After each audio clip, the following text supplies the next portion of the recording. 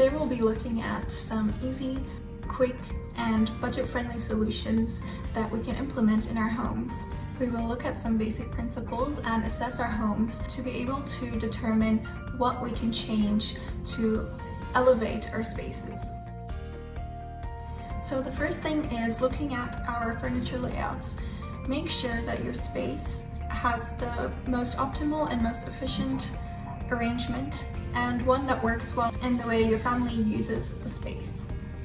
Of course, consider traffic flow and the experience of how your family will use the space. Choose your focal point. So if you have a window and a view, that's great. I would recommend that you have that as your focal point and you arrange your couch or your bed to face the window. And make sure to have your furniture in proportion to your space. So if you have a large space, make sure that your furniture that you have picked are also large. Otherwise, the space will look awkward if you have a large space and small furniture and a small coffee table. Also try not to push your furniture towards the wall. You can always add a thin console behind with a lamp maybe on top, and then have a gallery wall on your wall. Other than looking at the proportion of the furniture, you have to also look at the heights. So make sure that not everything is the same height, so you have some kind of layering in your space. Otherwise, you will have a flat room with no character. For example, if you have a low sofa, you can contrast that with a high console somewhere, or a large piece of artwork or mirrors to give it that illusion of height. And you can even rest those on the floor to give it an asymmetric and more contemporary look. So you don't actually have to have them hanging on the wall always. If you have a large piece of artwork or a large mirror, you can always rest them on the floor, and it just gives your space that feeling of height and still gives it a contemporary look. Also, it's important to remember to not buy all your furniture pieces from the same set, so mix and match to give the room a bit more character. A great way to elevate your space is to have a rug in your space, but just make sure that your rug covers the appropriate amount of space, otherwise it will feel awkward. For living rooms, for example, the rug has to cover the entire living room set. Never put a small rug that is not tucked in your seating.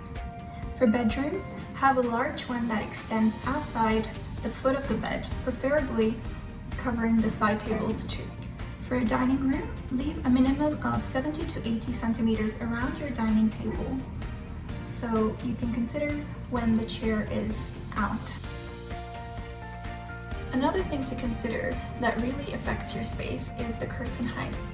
Make sure your curtains are extended to the top of your walls, even if your windows are lower. Have it extended on the sides so they don't cover the windows when they are open. And they should be long enough to reach the floor. These will give your space a grander feel. Now let's look at paint. So if you decide to paint your house, just consider the effects that the paint has on where you decide to paint. So which wall you decide to paint has an effect on how the space will look and feel. Having all the walls and ceilings in a light neutral color will enlarge the room. Having a light ceiling but darker walls elongates the room. Having a vertical border, whether it's paint or paneling, shortens the space and gives it a deepening effect. This works if you have very high ceilings and you want to make it shorter to feel cozier in your space. You can also use paint as an accent to highlight a certain area. This will make it stand out more, and you can be creative with this by adding a graphic element and a pop of color to your home without painting everything. Other than your base furniture, make sure that you add a few furniture pieces as accents in your room. So whether they are consoles or ottomans, and even mirrors. Mirrors are a great way to accentuate your area and play with scale. You can use mirrors to reflect something of interest. For example, if you have a view, it just makes the room feel larger. You can even treat them as artwork by placing them on top of the sofa. You can place two next to each other.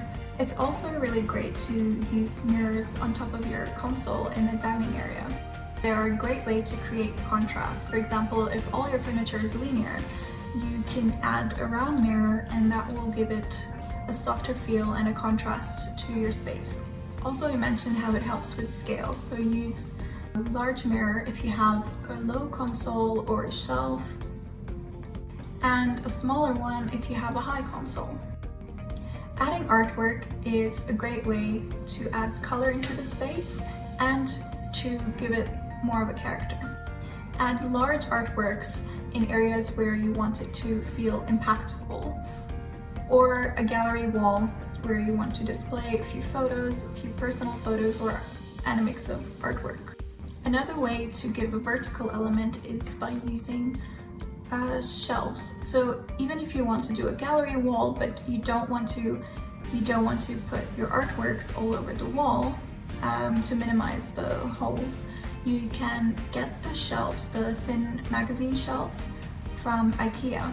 This is a great way to combine a few frames next to each other, or you can display your favorite magazine covers or books. This is a great way if you don't want to commit to your frame sizes, so you can change around your artwork as much as you want. Also, make sure the center of your artwork or your gallery wall is at eye height level, so about 160 centimeters from the floor. Lighting is also very important for a space, so add floor lamps and table lamps to create an ambience and add layered lighting to your space. Play with a mixture of shapes and materials that complement your room. I also suggest you stick to warm light because this is easier on your eyes and creates a warmer space. Also, get some easy to maintain plants. These are fairly cheap and they don't require a lot of taking care of, but it adds a lot of freshness and brightness to your spaces. When it comes to color, consider choosing a primary color and a secondary color to have your paint, your furniture, and your decor to match accordingly.